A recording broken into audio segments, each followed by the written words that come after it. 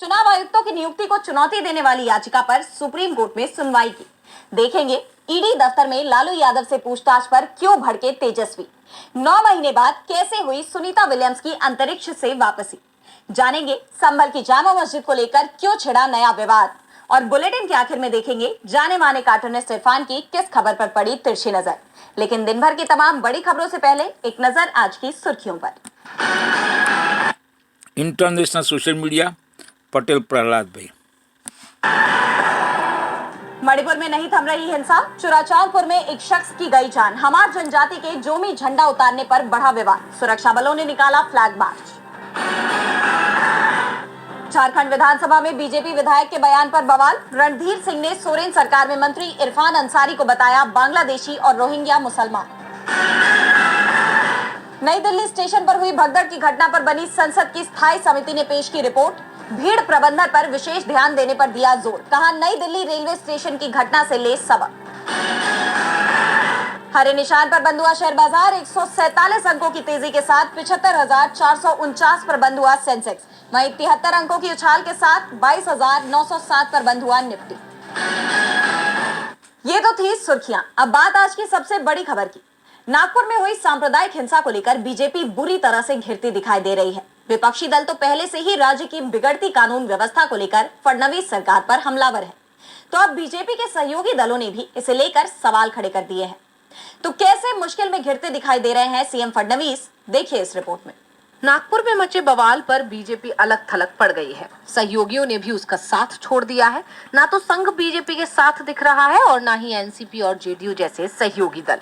संघ के प्रचार प्रमुख सुनील आम्बेकर ने कहा कि मुगल बादशाह औरंगजेब का मुद्दा आज प्रासंगिक नहीं है। तो दूसरी तरफ महाराष्ट्र बीजेपी औरंगजेब को लेकर सियासी रोटियां सेक रही है। औरंगजेब पर बीजेपी की रणनीति को लेकर शिवसेना यूवीटी चीफ उद्धव ठाकरे ने भी कहा कि बीजेपी अगर औरंगजेब की कब्र को हटाना चाहती है तो इसके लिए चंद्रबाबू नायडू और नीतीश को भी बुला ले। साफ है उद्धव ने जेडीयू और टीडीपी से इस मुद्दे पर अपना रुख साफ करने को कहा है। इस बीच शिवसेना के मुखपत्र सामना में इसे लेकर बीजेपी पर तीखा हमला किया गया। बीजेपी के पेट में नया शिवाजी पल रहा है, यानी बीजेपी छत्रपति शिवाजी की छवि का राजनीतिक फायदा उठाने की कोशिश कर रही है। लेकिन बीजेपी की इस कोशिश को लेकर एनडीए के अंदर ही नाराजगी दिखाई दे रही है। एनसीपी विधायक अमोल मिटकारी ने अपनी सरकार को घेर लिया। उन्होंने कहा नागपुर मामले में सरकार पूरी तरह से फेल रही, मीडिया को चुप करा दिया गया और किसानों की चिंताओं और मराठा आरक्षण जैसे महत्वपूर्ण मुद्दों से ध्यान हटा दिया गया।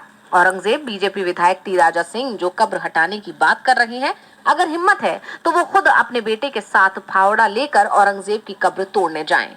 लेकिन ऐसा नहीं होगा क्योंकि इन नेताओं के बच्चे विदेश में पढ़ते हैं और ऐशो आराम की जिंदगी जीते हैं। ये केवल हिंदुओं को उकसाने की राजनीति है। दूसरी तरफ जेडीयू ने भी इस विवाद में बीजेपी सरकार पर सवाल उठाए हैं। जेडीयू के नेता केसी त्यागी ने कहा कि हम औरंगजेब के कार्यकाल को अच्छा नहीं मानते, लेकिन किसी की कब्र के साथ छेड़छाड़ करना हमारी परंपरा नहीं रही है। साफ है नागपुर मामले में बीजेपी अकेले पड़ गई है। साफ है बीजेपी इस मामले में अकेली पड़ गई है। सहयोगी दलों ने भी इस पर सवाल खड़े कर दिए हैं। तो सवाल सुप्रीम कोर्ट में भी उठे चुनाव आयुक्तों की नियुक्ति पर। ईसी और सीईसी की नियुक्ति प्रक्रिया को लेकर आज सुप्रीम कोर्ट में सुनवाई होनी थी, लेकिन याचिका की बारी आने से पहले ही वरिष्ठ वकील प्रशांत भूषण ने यह मुद्दा उठा दिया और कोर्ट से कहा कि यह बेहद जरूरी मामला है। तो क्या कुछ हुआ आज कोर्ट में, देखिए इस रिपोर्ट में। मुख्य चुनाव आयुक्त और चुनाव आयुक्तों की नियुक्ति को लेकर सुप्रीम कोर्ट में जस्टिस सूर्यकांत और जस्टिस एन कोटेश्वर सिंह की बेंच में सुनवाई होनी थी। ये केस कोर्ट में 38वें नंबर पर सूचीबद्ध किया गया था, यानी इससे पहले कोर्ट को 37 दूसरे मामलों की सुनवाई करनी थी, जिसके चलते ये साफ था कि कोर्ट में इस मामले में बहस नहीं हो पाएगी।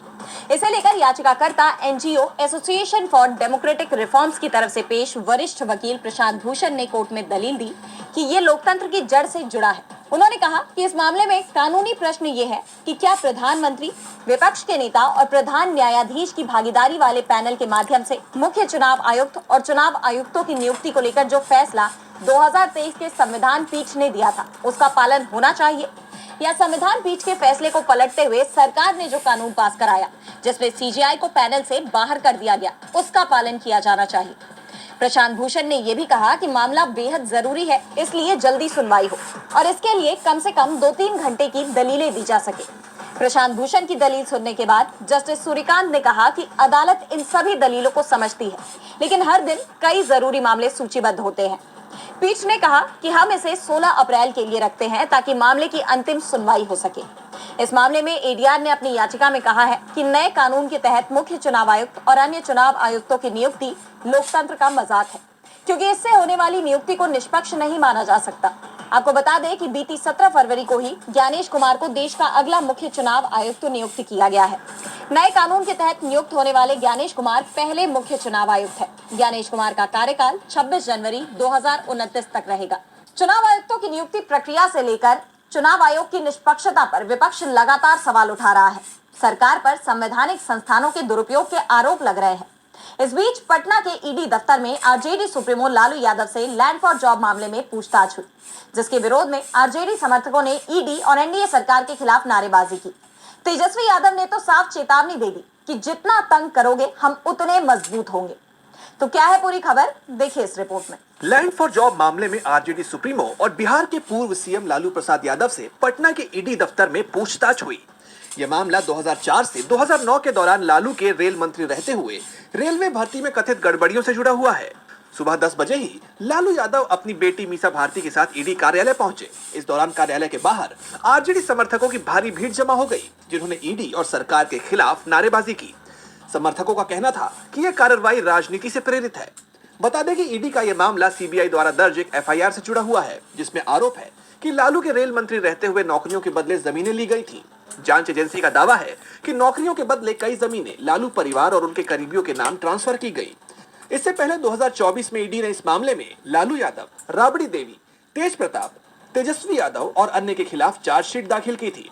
वहीं इस पूछताछ को लेकर आरजेडी नेता तेजस्वी यादव का भी बयान सामने आया है। उन्होंने कहा कि बेशक ये मामला राजनीति से प्रेरित है। अगर मैं राजनीति में नहीं होता तो मुझे इसमें नहीं घसीटा जाता। मैंने दिल्ली विधानसभा चुनाव के बाद भविष्यवाणी की थी कि अब एजेंसियां बिहार की ओर अपना रुख करेंगी।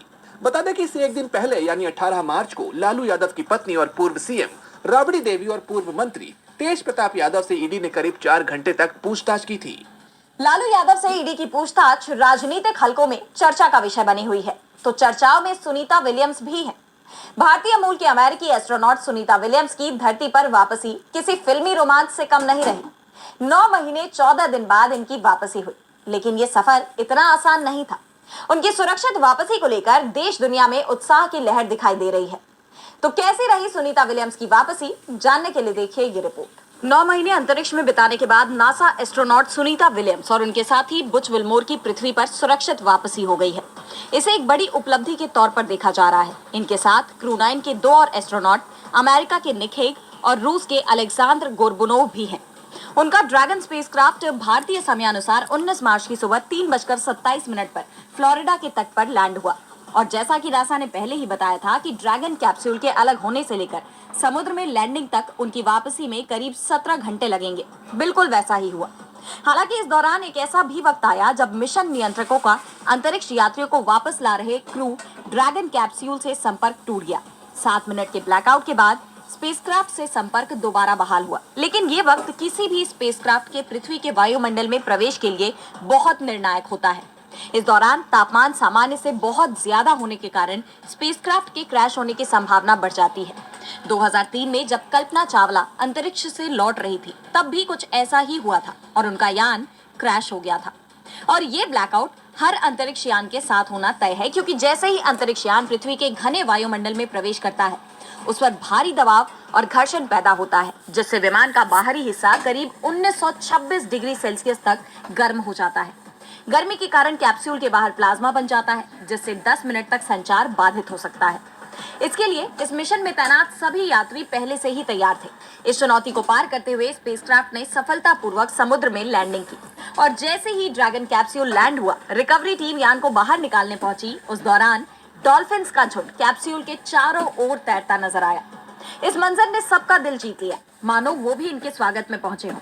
रिकवरी वेसल ने कैप्सूल को पानी से बाहर निकाला और उसके साइड हैच को पहली बार सितंबर के बाद खोला गया। इसके बाद यात्रियों को बाहर निकालकर उन्हें तुरंत ह्यूस्टन भेजा गया, जहां वे 45 दिनों की देखभाल और पुनर्वास की प्रक्रिया से गुजरेंगे। आपको बता दें कि सुनीता विलियम्स और बुच विल्मोर बोइंग और नासा के 8 दिन के joint crew flight test mission पर गए थे, लेकिन यान में तकनीकी खराबी के कारण उनकी वापसी अटक गई थी और अब 286 दिन अंतरिक्ष में बिताने के बाद उन्होंने धरती की ताजा हवा में एक बार फिर सांस ली है। सुनीता विलियम्स की इस ऐतिहासिक वापसी से दुनिया भर में खुशी की लहर दौड़ गई है। लेकिन बात करें किसानों की, तो मोदी सरकार के हाथों उन्हें एक बार फिर निराशा हाथ लगी। किसान और केंद्र के बीच 7वीं बार बातचीत हुई। कृषि मंत्री शिवराज सिंह चौहान के सामने किसानों ने अपने मुद्दे फिर पेश किए, लेकिन उनकी चिंता अब तक दूर नहीं हुई। तो क्या कुछ हुआ इस बैठक में, जानने के लिए देखिए ये रिपोर्ट। चंडीगढ़ में एक बार फिर किसानों का जत्था इकट्ठा हुआ। यहाँ किसानों की मोदी सरकार से 7वें दौर की बातचीत हुई। इस बैठक में केंद्र की तरफ से केंद्रीय कृषि मंत्री शिवराज सिंह चौहान, प्रहलाद जोशी और पीयूष गोयल के अलावा पंजाब सरकार की तरफ से कृषि मंत्री गुरमीत सिंह खड्डिया और वित्त मंत्री हरपाल सिंह चीमा मौजूद रहे। वहीं किसानों की तरफ से संयुक्त किसान मोर्चा गैर राजनीतिक के नेता जगजीत सिंह डल्लेवाल और किसान मजदूर मोर्चा यानी केएमएम के संयोजक सरवन सिंह पंधेर की अगुवाई में 28 किसान नेता शामिल हुए। बैठक के लिए डल्लेवाल एम्बुलेंस से चंडीगढ़ पहुंचे। बैठक से पहले मोहाली से चंडीगढ़ आ रहे किसानों को चंडीगढ़ पुलिस ने बॉर्डर पर ही रोक दिया। उन्होंने लगभग 35 से 40 वाहनों को आगे जाने की इजाजत नहीं दी। करीब आधे घंटे बाद किसानों को जाने दिया गया। इस बीच किसान नेता सरवन सिंह पंधेर ने कहा कि अचानक पंजाब सरकार ने शंभू और खनौरी बॉर्डर पर पुलिस फोर्स बढ़ा दी। ये बात पंजाब सरकार ही बता सकती है कि ये हमारी सुरक्षा के लिए है या कुछ और इनपुट है। वहीं किसानों की मांगों पर जोर देते हुए किसान नेता सरवन सिंह पंधेर ने कहा कि सरकार के आंकड़े बता रहे हैं कि 15 करोड़ किसान परिवार है, यानी देश का 60% हिस्सा अपनी मांग कर रहा है। बैठक में फसलों के लिए न्यूनतम समर्थन मूल्य यानी एमएसपी की कानूनी गारंटी समेत अलग अलग मांगों पर चर्चा की गई। किसानों को उम्मीद थी कि इस बार मोदी सरकार उनकी मांगों को तवज्जो देगी, लेकिन 4 घंटे चली इस बैठक के बाद भी तस्वीर नहीं बदली। दोनों पक्ष किसी सहमति पर नहीं पहुंच पाए। हालांकि शिवराज सिंह चौहान ने कहा कि दोनों तरफ से हुई बातचीत सकारात्मक और उद्देश्य पूर्ण रही। इस बैठक के अब फेल हो जाने के बाद किसानों की केंद्र सरकार से एक और मीटिंग होगी, जिसके लिए 4 मई की तारीख तय की गई है। बैठक के बाद किसानों ने प्रेस कॉन्फ्रेंस में इसकी जानकारी दी। ऐसे में अब देखना होगा कि ये बैठकों का दौर कब तक जारी रहेगा। सवाल ये भी उठ रहे हैं कि क्या हकीकत में सरकार इस मुद्दे का हल निकालना चाहती भी है।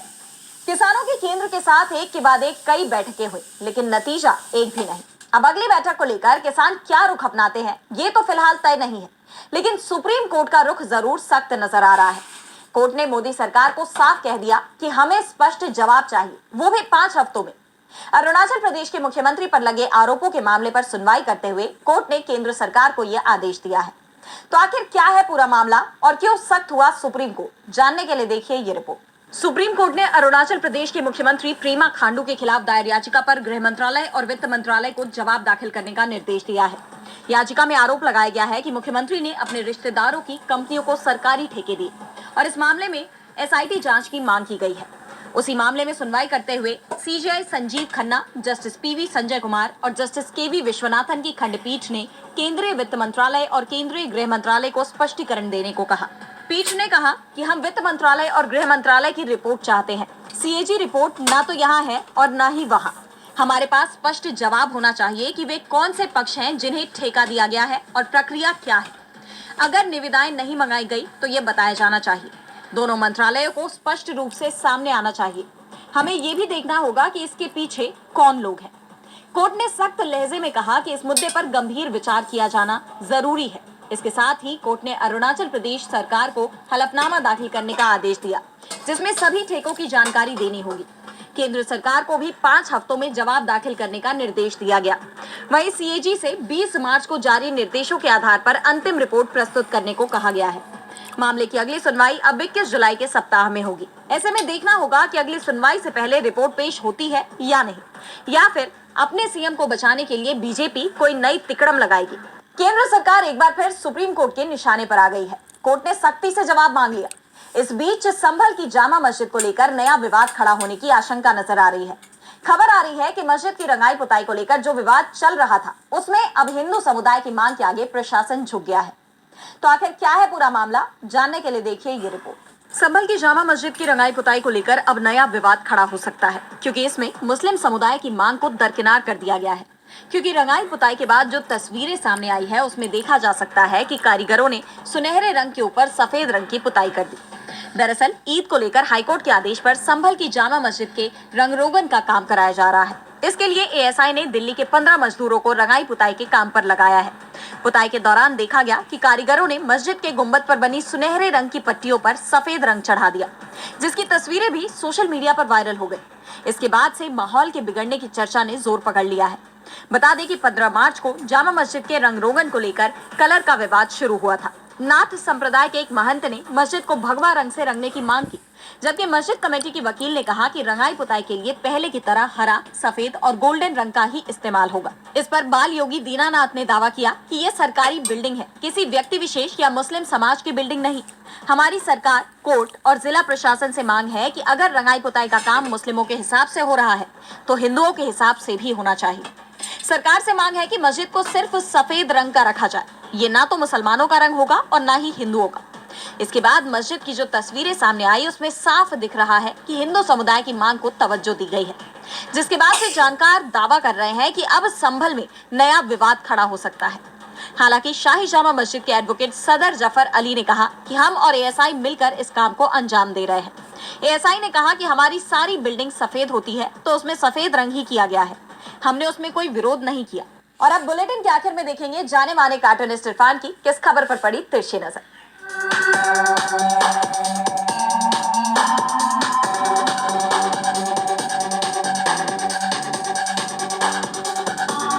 देश औरंगजेब की कब्र खोदने में लगा है, वहीं भारतीय मूल की सुपर एस्ट्रोनॉट सुनीता विलियम्स अब स्पेस से जमीन पर आ गई हैं।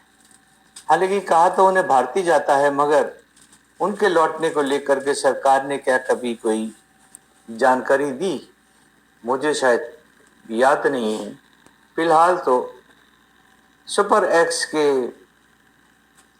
मोदी जी के मित्र, माफ कीजिएगा, डोनाल्ड ट्रंप के मित्र एलन मस्क का हम लोगों को शुक्रगुजार होना चाहिए, जिनके प्रयासों से हमारे देश की बेटी के लिए उन्होंने बेटी बचाओ अभियान चला दिया और उसको स्पेस से जमीन पर लेकर आ गए।